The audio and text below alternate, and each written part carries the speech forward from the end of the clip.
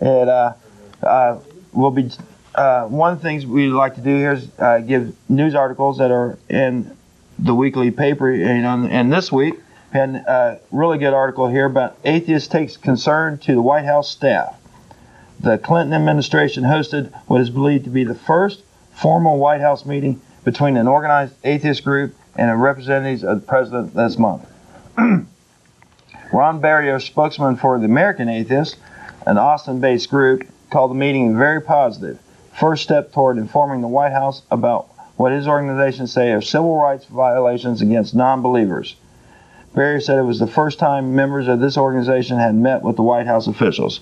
And I'm really glad to see that they're up there.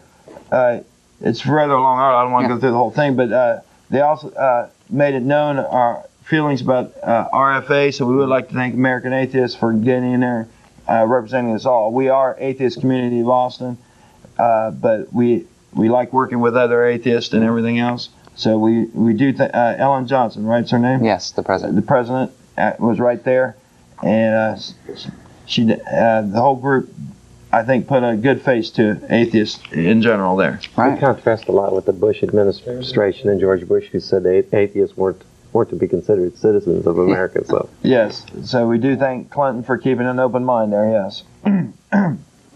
Yeah, it was unprecedented. Actually, that hasn't ever happened. Yes, that's what the article pointed out there. Yes. The other article I brought in this morning, which I thought was real interesting, these all come. Both of these come from the Austin American Statesman. So this is the title of it. This was in this week. I forgot exactly what day it was, but apes provide clues into the human mind, and this would be a great topic for today's show here, because we definitely believe in the theory of evolution. So, we have Arlo for that. Yes, we're now getting sound effects from the floor here. Yes, but anyway, here we go. Scientists focus on evolution of mental traits by studying our nearest ancestors. Bill Hopkins put 10 different species of monkeys and apes into an MRI scanner and came to a starting conclusion. Apes share a brain feature thought to make humans unique. Yeah, I wasn't quite sure where we was going with that one. Water.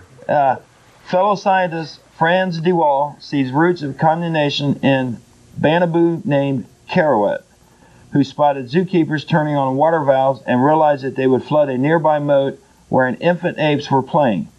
Kerouet warned the zookeeper and helped rescue the babies.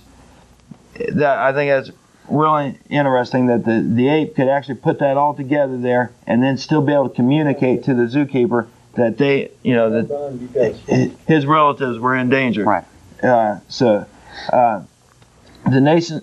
The nation's largest primate research center is bringing together neuroscientists, genetics, and behavior experts to shed new light on human evolution, using our closest relatives, the apes, to explain how human cognition and behavior evolve. Cognition. Cognition. Cognition. I don't know why I practiced that word and everything else for you. Okay. Sorry about that.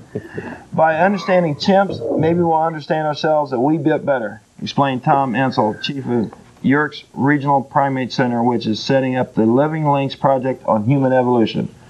Scientists once largely excluded research on mental traits from the study of evolution, instead emphasizing on fossils that showed how human anatomy developed over millions of years. But now so-called evolutionary psychology is hot. If early work is any indication, human mental traits may not be so unique.